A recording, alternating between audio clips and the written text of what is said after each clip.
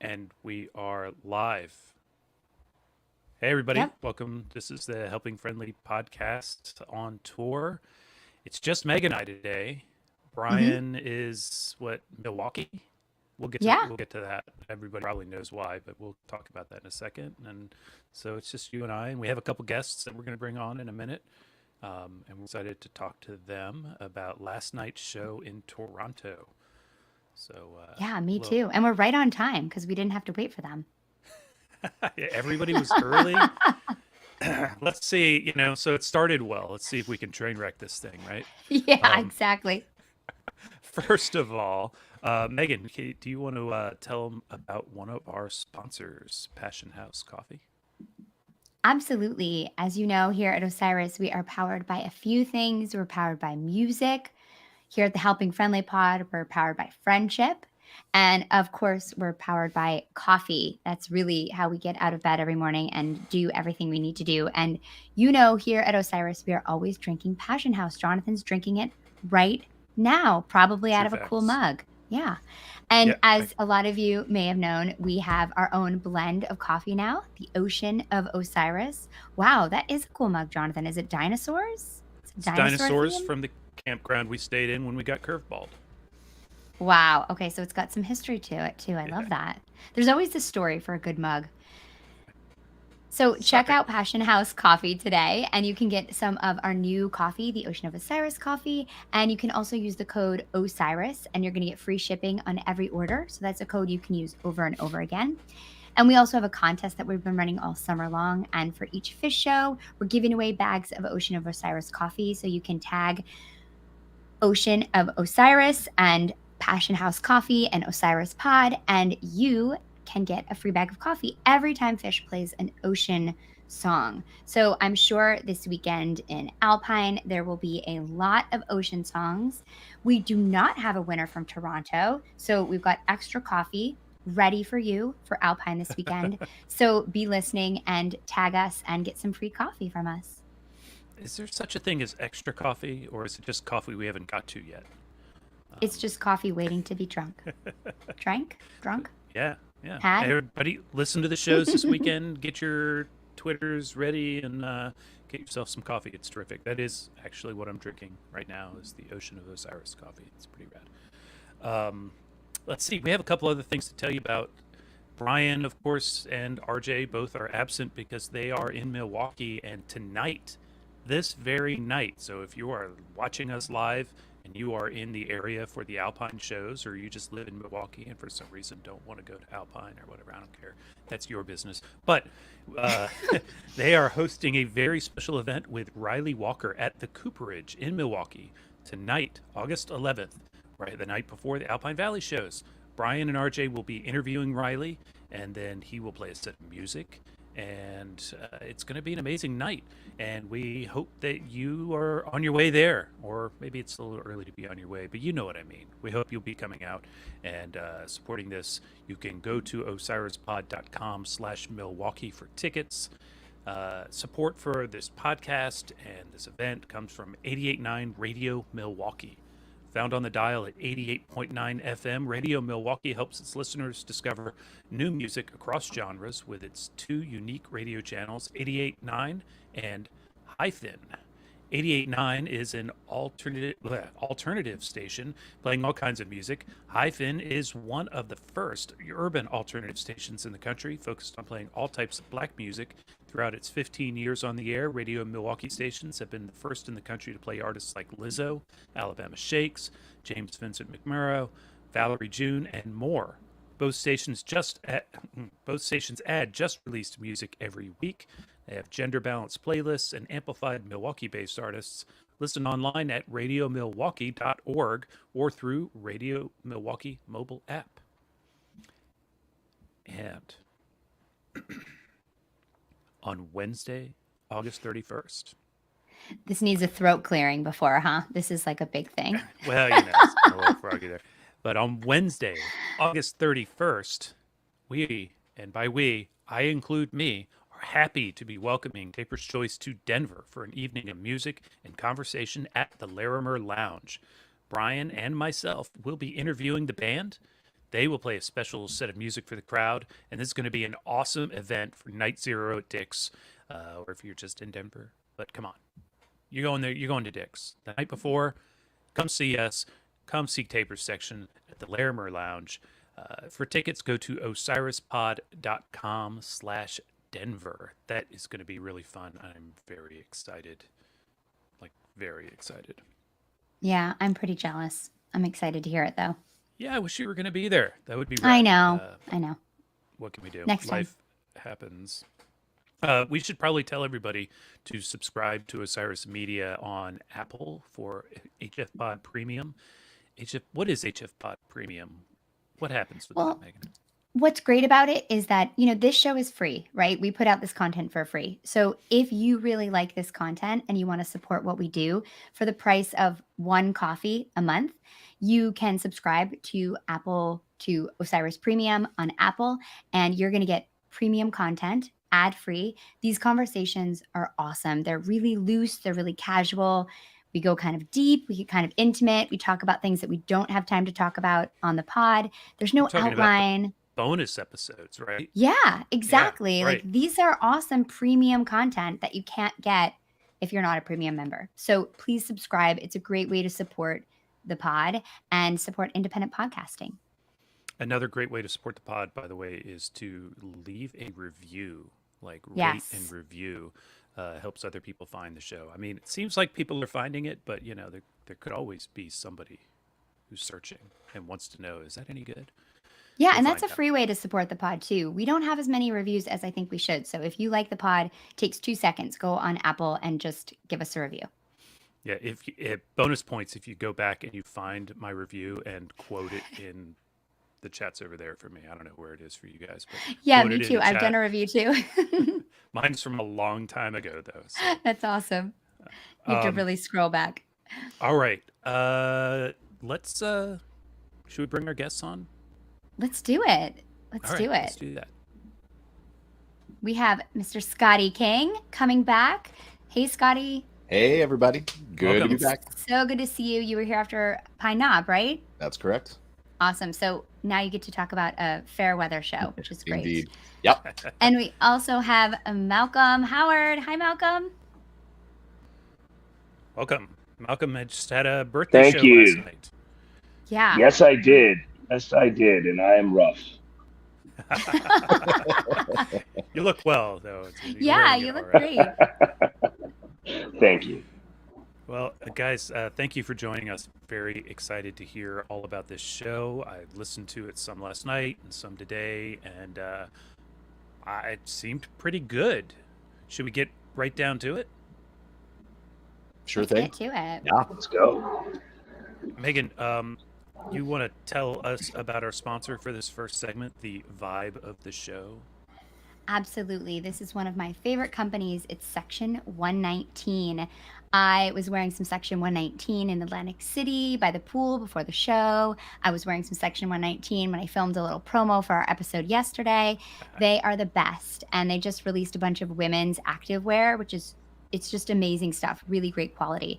And if you don't know them, you should check them out. They are the premier apparel brand where many fans can shop to represent their favorite brand in everyday life. They've got sophisticated designs and really great quality.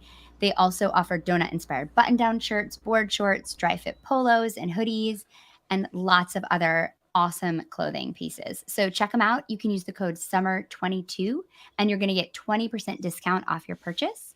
So you're going to love your new gear. Check it out. It's SUMMER22 for 20% off of Section 119. All right. So let's talk about the vibe of the show. Malcolm, it's your birthday. Why don't you kick this off? Tell us about the vibe. It sounds like you might have had a particular unique experience being a birthday show. Yeah, tell us how things were being in Toronto, because I know you've been on the road for a little bit, right? Absolutely. Started this thing in Maine, and I'm going to complete this year one way or another. So I'm going to just say that I could not have picked a better city to have a birthday in. The people of Toronto are Toronto. I keep saying I put that extra T, and I'm going to get killed by all the folks here. We're not only gracious, The venue was well run. The early entry was actually pleasant. Everybody was very, very upbeat. I had a silly shirt on that had my face on it and said, "If you're with this guy, you're probably having a good time." So everybody in line that heard this is probably saying, "Yes, we had a good time. We had one of the best pre-show vibes I've ever seen." So I can say Toronto is one of the places that will be back. This is my That's third always one. a good feeling. That's such a nice Outstanding. feeling. Scotty, how about you? So yeah, Toronto is as close to a hometown show as I get. I'm from about 2 hours just south of Toronto, halfway between Detroit and Toronto. But always nice to get back to TO for a show. It is a different vibe. The lot, there's no shakedown per se. There's a lot of the kids that are on the American tour don't make it up necessarily to this show. But that doesn't mean there's not still a good time going on the lot. This was the anti-pine knob for me. Yeah. It was a bluebird, a sunshiny day, just perfect temperatures. And then it was so easy just to start. In fact, we just congregated in a massive group of really old friends that have been doing this for 20, 30 years plus, all found each other just like we did back in the day, counted the new gray hairs in our beards, shared some smiles and laughs. But it was an absolutely effortless day for us. We found everybody lickety split. The only drag about Toronto is always the traffic, and it is what it is. It's a poorly designed city, but once you get over that and you get into the lot, it was great. And the big story for me is floors. For the first time, I think we figured out since Rochester in '99, I was not on the rail, but about 4 back. And I jokingly said on the way in, it felt maybe like a communion sort of it, but communion became reunion very quickly. And I started to see some faces, and just even turning backwards and making eye contact and willing people, "Oh, there you are." And there, it's just, we were just thrilled to be where we were. And I think it really shows in this show. Just there's a super fun, positive vibe that just permeates everything that happened last night, from the band to the fans. It was a very joyous show. Outstanding. That's the best feeling. I feel like that's often the way it is when there's like an out of the way show. It's got just like a special kind of feeling to it, and everybody feels kind of excited to be there in a way that you don't get on a regular stop. So that's awesome. Yeah, it's nice. I mean, they hadn't been back since 2019, right? First 4.0 show in Canada. Yeah, and it's an international stop. Like we are a different country. We share, the longest undefended border, and there are some similarities. There's a lot of people that get to this show that don't get to go to other shows and haven't been able to for years, especially in the most, recent developments. But also, it's fresh faces, it's a fresh vibe, and everybody's just thrilled to be there. We're getting so many comments about how nice everybody was in the pit and just in general in Toronto. So you're living up to your reputation for sure. We try. Well, let's talk about set 1 because, well, shoot, there's a lot to talk about. I think it looks like a pretty good set on paper. It sounds pretty good to me sitting here at the house. I got my Couch Tour shirt on. It was great, I thought, and I'd like to hear your thoughts. Malcolm, let's go back to you and tell us about your highlight or highlights, if you will, from set 1. So if you go back and look maybe the last 3, I believe last year it was 8/11. But if you look at my birthday, there's generally a wombat. And no way. Yes. And guess what we got? So I was very excited about that. Not only because I wanted to hear it, but it was new, right? We haven't heard it on tour. So that was always something that helps out as well. So that was one of the highlights. I think the other big thing that I just remember was how happy the band seemed to be playing when they first walked on. It didn't seem like it was a sweat. And you would think that this would have been a sweat. You had to come to Canada. You've got to get set up. You've got to play. And it felt like pure joy that first set. So all I can say is thank you for my birthday, Wombat. Oh, that's awesome. Yeah, I was just looking back. That's crazy. They played it on the 11th Hershey Park last year. I was there for that. That was awesome. That was the You Sexy Wombat. And then again on the 10th and Coastal Credit Union in 2018. Wow, you have a good run with this birthday wombat. I do. I hope it never ends, but I'm sure it will. Yeah. Yeah, it was one of the longer gaps, other than it's tied with 20 years later, and other than Death Don't Hurt Very Long. Everything else had a pretty short gap, which we should probably get into, but we'll come around to it. Scotty, what was your first set highlight? Yeah, I mean, right from the get-go, like we said, big smiles. The summer of Sigma Oasis continues, and Totally. there was that Sigma right off the bat, and everybody was pretty happy to see that. An absolute butter segue into Blaze On. Like, that was just such a nice little 20-minute chunk right off the hop, got everybody in a good mood. We all had our nice shades on. It really hit that way. Nice steam, nice groovy get down steam. My wife was at the show. She doesn't always come to shows with me, but my sweet one was right there, and that brought a smile to everybody's face. But I gotta say, the theme is really going to be my highlight point of that first set, because I love theme. I love hearing it live. And then there's that little moment. It's been happening a lot in the second quarter of shows this summer, where we got that weird jam in that slot.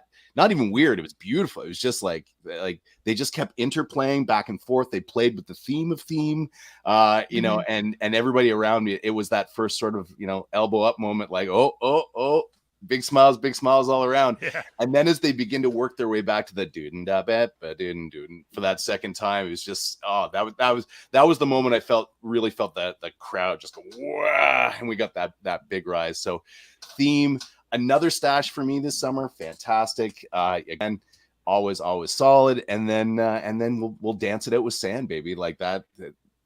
I think that's just a rock solid first set all around. I got to agree. Megan, were you listening last night, or did you catch it all this morning?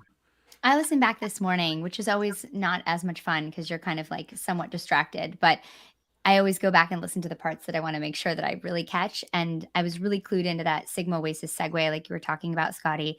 It's similar to the Great Woods Night 2 when they play Caridi into Blaze On, where they're playing the jam and Trey just starts singing Blaze On over the jam. So they actually then, like, slowly it turns into Blaze On. And I think this is like my new favorite thing. It's just really cool way to start Blaze On. It's just, it kind of like wakes you up from that jam space that you're in, and you're kind of like, whoa, what's happening? This is awesome. And I think it's really neat how they're doing that.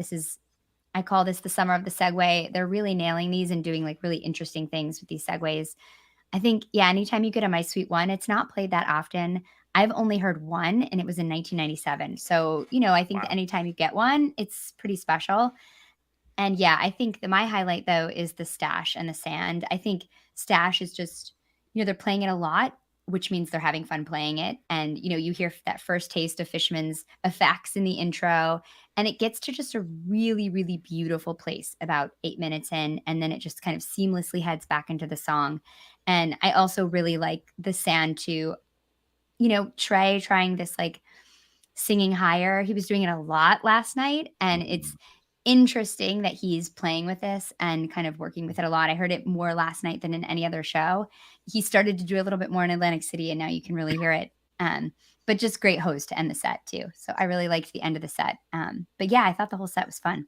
Yeah, I do have to give a quick shout out to My Sweet One again for another amazing moment where she literally knew the exact perfect time in that set to duck out. And she came back, and like, again, in this moment of like everything coming together perfectly, I looked at the poster before the show, and I'm like, that is one of the best posters of this tour, if not in forever. It was a beautiful poster. Very but cool poster. I said, I am prioritizing social today. If we don't get to merch, no problem. And she came back and she had the tube, and I'm just like, oh, My Sweet One, you did it again. Oh. You know me so well. So I awesome. have to give a shout out there too. That's awesome. Yeah, I'm going to go ahead and acknowledge that I made the easiest call for the night yesterday on the show. I said, yeah, they'll play Sigma Oasis. And I told somebody else on Twitter, yeah, they'll definitely play it. Because, of course, it is the theme of the summer. so far, and even when they don't play it, they jam it. But of course, then they just open the show with it and a nice version of it. I'm kind of at a toss up for my pick of the set between the Beautiful Jam and Theme or the Beautiful Jam and Stash. They were similar spaces. Love both of those songs. I don't really know which to call for, so I'm going to call for the Beautiful Jam as my highlight of the show, and you have to of the set, and you have to figure out which one it is yourself. It could be the highlight of the show too. I felt like there was a lot of beautiful jams in the second set. Maybe, too. but yeah, we got Yeah. some definitely different stuff in the second set, which I'm excited to talk about. But we should talk about our set list segment, set break segment. Excuse me. And for set break, we like to shout out our sponsors, Sunset Lake CBD. Sunset Lake CBD's line of smokable hemp products are for the old deadhead or the young fish fan searching for a mellow body high. Smoking CBD has all the effects of high THC cannabis without the paranoid, anxious side effects. 9 different strains from this year's harvest. There is a little something for everyone. The Hawaiian Haze is awesome for the outdoor shows. Cherry Abacus is best for the end of the night. And all the flower is grown, cured, and trimmed by Sunset Lake CBD farmers. And even better, Sunset Lake CBD's farm-to-table approach gets you great pricing on premium CBD flower by shipping directly from their farm to your door. I might have just placed an order today, actually, and they turn around so quick. I expect to see it here in no time. They're outstanding, and you can check them out today at www.sunsetlakecbd.com. Use the coupon code HFPod for 20% off all products. I did. Sunset Lake CBD, farmer owned, Vermont grown. All right. So set break. We all have our little rituals. Scotty talked about yours last time, although I imagine it might have gone a little different with we didn't being have a set break. Well, right, because you actually had one this time. So why don't you tell us about your set break? Set break, bust out. Again, so I'm sure that Malcolm had the same experience, but like no trouble to getting in or out of where you were back in the floor. So it was shoot up to the sections in the lawn and see where everybody else was hanging and just try to find people, do what we got to do. Again, prioritizing the socializing and the hugs and just running into people along the way. That was what it was all about for me. And I think by the end of the show, I saw 90% of the people I thought I was going to see. So that was fantastic. Super Very good cool. vibe. How about you, Malcolm? What is your tell us about your like usual routine and maybe what might have gone down differently last night? So this was a slight change. I hadn't been directly on the rail for a few shows, so I was on the rail. So it's always good to do a little stretch. So I do a little floor yoga. It's not sanctioned yet. I'm trying to get a franchise. So if anybody wants to invest, give me a call. I'm on board. I do some yoga during set break too. So. And then I took a quick walk to get an adult beverage, and everybody saw my shirt. So during every section I walked through, there was a happy birthday serenade. So I had happy birthday sang to me about 14 times walking back to the floor. And I thank every one of those fans out there for doing that, for making an old man happy that day. That's awesome. So that was pretty much it. That's so great. I skipped my usual set break shower for couch tour last night. I went with it later on. But Megan, do you have anything to add to our set break scene, or should we dive into? Well, my favorite thing to do on couch tour for set break is have set break cereal. It's just the best. Yeah, like cereal is what I always want after a show. Like, you know, if I can't get pizza, then I'm back in the hotel room usually trying to get cereal from some way, shape, or form. And so the set break cereals is my move at home. You got to cop the little boxes at breakfast so that you're ready for the... Exactly. I'm always like wandering around like a zombie trying to find milk in the hotel. It's always fun.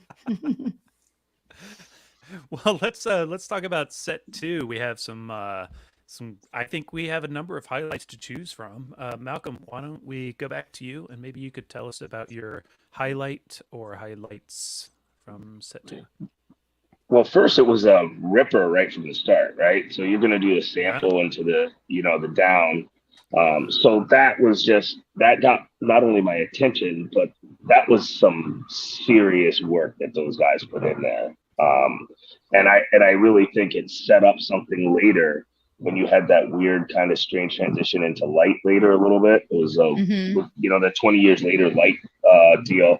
So I sat there and was just in awe of how well they were communicating, because those were hard ships to turn into both of those songs, and it was like they were guiding a tanker in by the port master. It was lovely, beautiful, and it still had dissonance as well. So you had that anticipation of getting moving, and you knew where you were going, but you didn't quite know where you were going. And then next thing you know, the boat was out to the ocean. So it was amazing.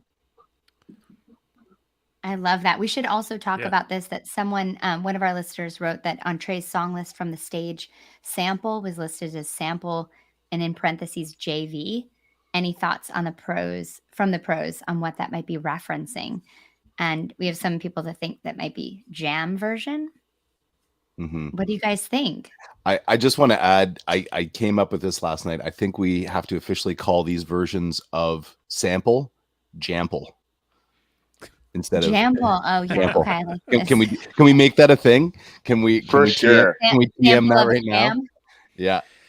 I mean, as fish.net doesn't want to put the word jam after every song that turns into a jam. See my Twitter for thoughts on that. Not real thoughts on that. That's a pretty good solution. Yeah. Well, Scotty, why don't you tell us about your highlight from the set? Yeah, and again, I love sample. It's got a special place in my heart for sure. I thought, I don't know about you guys, how closely you were watching it, or Malcolm up on the rail, but like right near the end of sample, and actually, Sean Taylor, who just did our JB, was one of the people I was hanging out with, and my oldest tour buddy. So nice. Mr. Completely was coming there. We heard a little bit of that, and like Fishman's just kind of trying to hit at it. I thought, though, if they were really going to go for it, Fishman's usually pretty aggressive with like turning that corner and giving the full drum beat and pulling everybody in. But I thought just for a split second there, we were going to get a Mr. Completely. But then, of course, we heard the wibble and the wobble and the warble. And another disease with a very, very short gap, which I'm sure we're beginning to sense that we're not afraid to do some repeats if the vibe is right, of 2022 going on here. And that disease has like 3 kind of suites throughout it. We get sort of our typical disease jam outro, and then they kind of modulate and they hang a little bit. I love that middle portion. When I was listening to it back in the car ride today, I was just like, I mean, at that point I was probably getting Chris corroded, because this is also my first experience being up close with the new bars, because they didn't have that in Pine Knob, and like I was mesmerized to say the least, but also just what a spectacular little piece right there in the middle. And then of course the outro as they're moving forward. Other than that, which is probably the sort of the tentpole jam, then we've a fun little Death Don't Hurt Very Long. That's a first for me. Got a little Casbot there, which was great. 20 years later felt very fitting considering the people I was at the show with. It has been 20 years later, and we are still upside down in so many ways. But then, I heard the turn toward the dark jam, and there it was again, just like last week in Pine Knob. I'm like, we're going to get a little spooky, but the show just felt like too celebratory and positive, and we never kind of went down that dark hole. But the light, really interesting into the light, really interesting out of the light. Very patient. Very patient, very like, and this is when I always feel like between that disease jam and that light jam, the band's intercommunication is just 4 as one, all coming together. And that's what was happening in that light, just listening, creating a space, creating a mood. Really beautiful. I probably hugged about 20 people during that one. It just felt like that kind of a moment. And then, Megan, you're the funk master here, Now, I do. Sorry, I got to tell this funny story about the bouncing too, because and a last shout out to my wife. But so the bouncing hits. This is my second bouncing in 2 weeks. We know what it's there for. It's a sentimental pick. It's a sing along. It's to kind of re-engage. Sorry, Brad. It's a great song. Yeah, it's a great song. And so, anyway, my wife turns to me. She's like, "Why do all you fish nerds look so glum right now?" And we're like, "We're not. We're happy. We're just kind of, we're in that middle point, waiting to get back to things." And then they dropped the 2001, and the dance party started, and the serious, like, the pit was awesome. And then when you turn it into Sneak and Sally, that's one of my favorite. That's one of my favorite The movies. best. Are you kidding me? Like, and I feel like we haven't seen it that much. Like, I feel like that was more of a treat than people think or remember it to be, but it's so nice to be there for it. Take it out with the summer free, like somebody mentioned in the comments there before again, and Yeah. complete celebratory version, not the big free like we got earlier, but still, what a nice way to cap things off. Again, attendance bias admitted, having the best time, but like, this show I think is going to be remembered as a really joyous show, a solid B+ without any sort of totally innovative stuff, but just totally representative of where the band was right now and just how happy they are right now. They look great. They all look like they're having a blast. I want to go back to you, Malcolm, and get your concurrence. I expect on this late set to dance party, because that's what it seemed like it was to me. Mm-hmm. I can tell you, not only was it a dance party, people were moving. I mean, the rail was shaking. I turned around just to take stock of what I was witnessing and look at the world's largest birthday party, right? And Yay. I've not seen people moving like that in a long time. People were feeling it. The 2001, I mean, people were just, I can't even imagine. I think people went to choreography school before they got on that floor last night. Like, it was, we were getting down. And so I will say the dance party was the best eruption, especially, and I do concur, the bouncing around the room was fine. But once we kicked it into overdrive, I mean, I had to do a little icing today. Let's put it that way. I feel like Nice. 2001 and Sneak and Sally, I could hear it every single show because I love to dance and because they are just always rip. And I feel like that moment of seeing adults, like big body movements, dancing as hard as they can, totally absorbed in the moment, not looking at their phones, not worried, like engaged in like communal joy. I don't think maybe we do, but realize like how rare this is. I think that so many people in my life are surprised that I spend so much time having fun. And I think that we as a community have a lot of fun and we experience a lot of joy. And that is such a gift. And it's so rare, actually. And I think that's why the world is such a shithole right now, because like we don't engage in joy together. And so I feel like those moments when you're actually like dancing together, you actually get to feel that, the power of that. So I think that's awesome. I'm so glad you guys had that last night. It's amazing. Yeah. And Megan, why don't you talk to us about your highlight of the set? Yeah, Maybe I that thought was this it. set was really cool. It wasn't actually. I thought this set was cool. It had a really, really great flow from like sample through disease, through death, don't hurt very long, 20 years later, into light. Similar to the Raleigh show in that starting in like kind of darker vibe and getting towards the light in a way that was really, that adds like a really nice thematic feel to the set in a way that's really special and kind of stands out.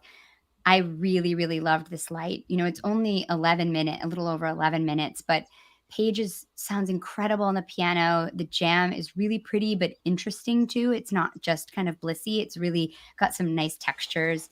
And I thought the fading into bouncing, like I listened to it like 3 times today because it's just super interesting how they move into bouncing in a way that I've never heard them do before. So I thought that light was my highlight, actually. I'm sure if I was there, it would have been the 2001 Sneak and Sally because I would have been throwing down, but it didn't quite hit the same in my kitchen, No.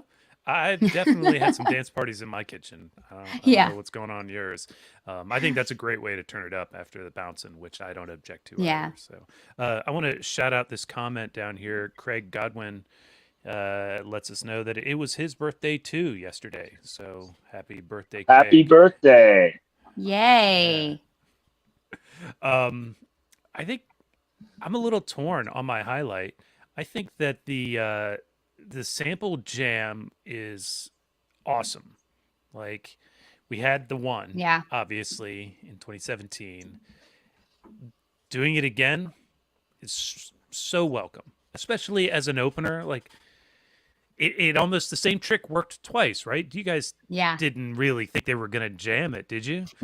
I didn't, and That I was really yeah. excited to hear the turn. Yeah, I don't And know. There was speculation, but it felt like the right spot to do it. That's for sure. Well, I mean, given that anything can jam this tour, like, there's Mhm. reason to speculate, but at the same time, it is just sample. So I think the trick kind of worked. I liked the darkness that came out of that jam. Of course, our absent co-host Brian tweeted at or texted at us that they were gonna take it out to 25 minutes, so we can blame him for it He being as cursed short as it. it was. Um, but it was still very quality. Disease Jam was great, and Into the Death Don't Hurt Very Long. I don't know. I'm kind of stuck. I like this whole set so much.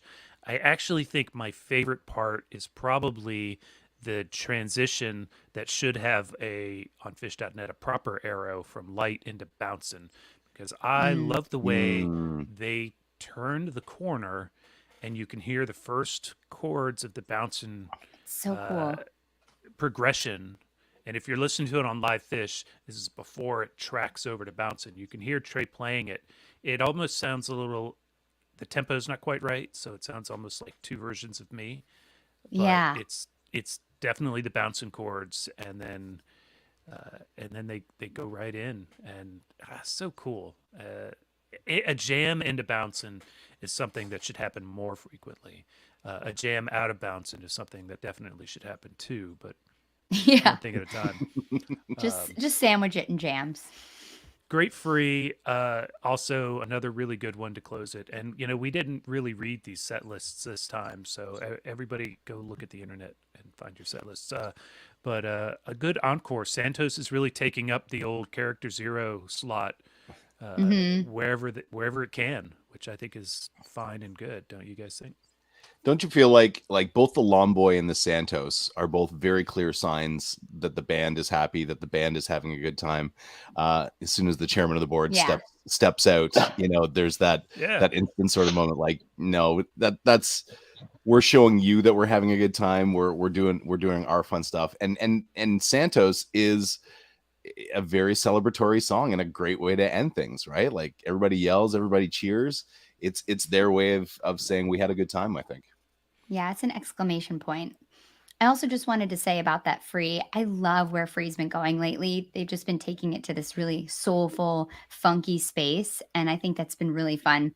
Every time they play it now, I'm like excited about what's coming after. Yeah, they've all been good so far. Hmm. And that kind of brings me back to this thinking about the shorter gaps on this tour.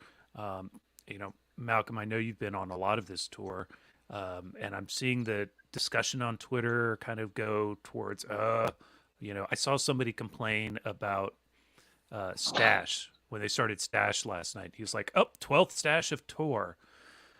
And so, of course, I went on the internet and did some math and figured out it was only the 4th Stash of tour. I knew 12th was wrong. But in 19 shows, Yeah. 4 stashes. I'll take that any day. It's not bad, especially as, like, the Philly Stash, Trey stumbled on the intro riff, but then they played a good version, right? And every other version has been good to great, I think. Feel free to disagree. No, I'm going to say good to, amazing, right? So Right. Agreed. I find the discussion over repeats, especially since, I've seen every show this year so far. So, if you don't want to hear a repeat, I don't quite understand the argument, because it's always about the mood and placement of a song, not the repetitive nature of hearing it, because the song's going to be different. Just by definition, Fish is playing it. It's going to be a little different than you've ever heard it. So why don't you just sit back and enjoy what you get? Because if we keep trying to chase this, great thing that we had at the Baker's Dozen, it's eventually going to backfire on us, right? And Right. so let's just enjoy what we agree. have. And if they want to play 5 stashes, they want to play 100. If it was the 12th stash, I still would have jammed out to it. Let's put it I that mean, way. if they're going to play Yes. them this well every time, who are we to complain? Yeah. And never Yeah. forget that somebody in that audience is getting their first stash in a very long time and is absolutely Right. fucking thrilled Yes. to be seeing it, right? Like Exactly. I did a lot of meditating on this, being as close as I was last night to how I've experienced fish largely in the last, 5 years even, which is a lot of couch tour, a lot of listening, Mhm. right? But not so much being up close. And when you're in that position where you're doing a lot of, armchair quarterbacking, there is a tendency to start falling into like, keeping tallies and Yeah. running against each other.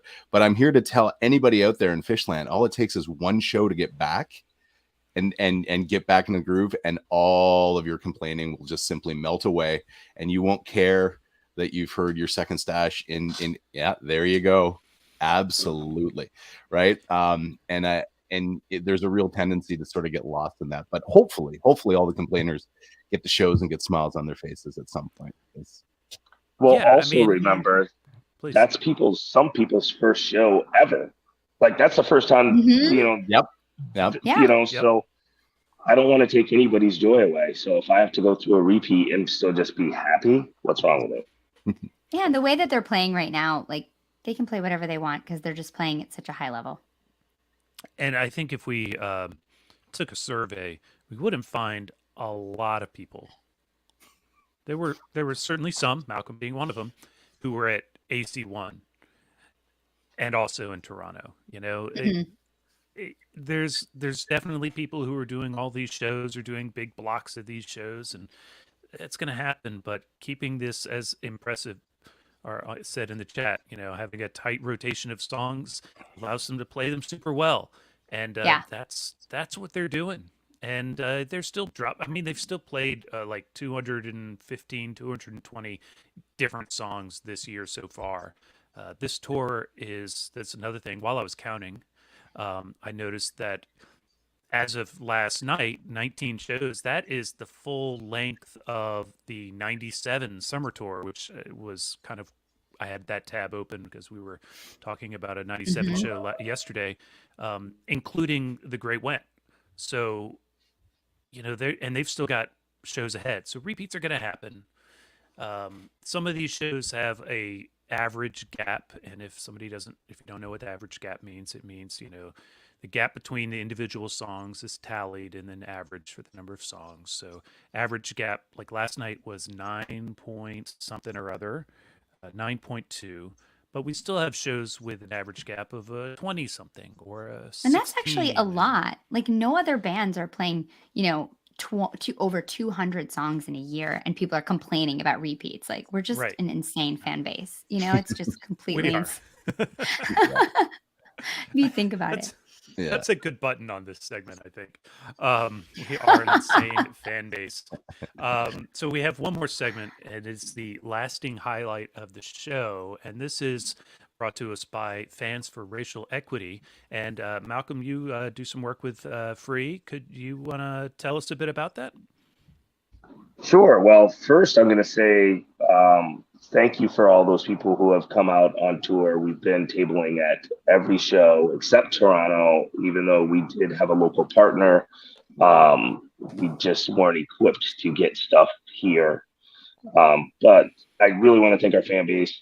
Fans for Racial Equity has pivoted over the last couple of years, now that we've become a nonprofit, to really try to get fans where they live to get involved with some social equity and racial equity organizations where they live. And the way we figure is that if we make our homes better, we're only going to be better when we're in our community on tour and when we're together. So instead of leaving balloons in trash, which is nice that we didn't have to see that in Toronto, let's leave each one of these communities a little better. And we left Fish fans left Toronto a little better by donating to the Black Legal Action Center here in Toronto. And we're going to make that impact wherever this band plays, because we want to be invited back and we want to make those communities strong. So I would say thank you to all of our fans for a great summer. Well, Thank you for all the work you've been doing, Malcolm. And thank you to Free. Thank you. So while you've got the mic, why don't you tell us what you think will be the lasting highlight of this show, the kind of the thing that you or others were likely to go back to in about 5 years or so? I think the lasting impact of the show is going to really be that second set. And I could see that second set getting me through that tough late night drive in about 5 years when I'm 55 instead of 50. And that set really reigniting me and pushing me through. So I think the lasting, I'm definitely going to, that sample is going to be stuck in my head for so long. And it's going to be the go-to once I get this show's back in the rotation. Yeah, certainly. It has kind of extra reason to be special for you as a birthday show. So I imagine you'll keep this one saved locally for a while. Yes, Scotty, what about you? Yeah, I think back to HFPod host David Goldstein often refers to barbecue show as one that you can just throw on a Sunday afternoon and like run start to finish in the sunshine. This is a classic fish barbecue show, top notch playing all around. Very few gaps and surprises along the way. If I'm gonna dig down, I think at the end of this tour, I'm gonna make a playlist up that's going to be all called first set jams so that they don't get buried by some of the second set jams, but like there have been. And so in that spirit, I'm definitely going to go back to that theme as both a highlight and something I'm going to re-listen to. And I need one more good solid I'm not in a car or standing in front of it run at that DWD. In fact, the sample right into the DWD is probably going to be a late night turn for me. Yeah, that's gonna be mine, and that's your highlight. Very cool. I yeah, love that. This show does have a little bit of everything. The Fishnet stats page shows the average debut year being 2001, which really means that the songs kind of span the full breadth of the career for the band, which is pretty rad. Megan, what is your lasting highlight of this show? Well, I think what you were saying, Scotty, is really interesting because I think it is kind of a show where there's not one moment that like pops out at you. You know, there's not like a 30-minute down with disease. There's not, this tweets are fast or something. So I do think it's kind of like an easy listening in that sense of where you're going to put it on and you're not going to be, out by the barbecue and somebody's going to be like, whoa, where's this going? You're not going to be like freaking people out when you're playing it. But I really like the beginning of the second set. I think the whole sample through Light is just a really, really great flow and has a nice kind of consistent feeling to it. And I really like that thematic move.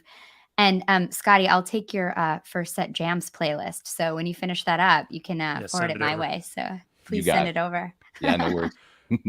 How about you, Jonathan? What's yours?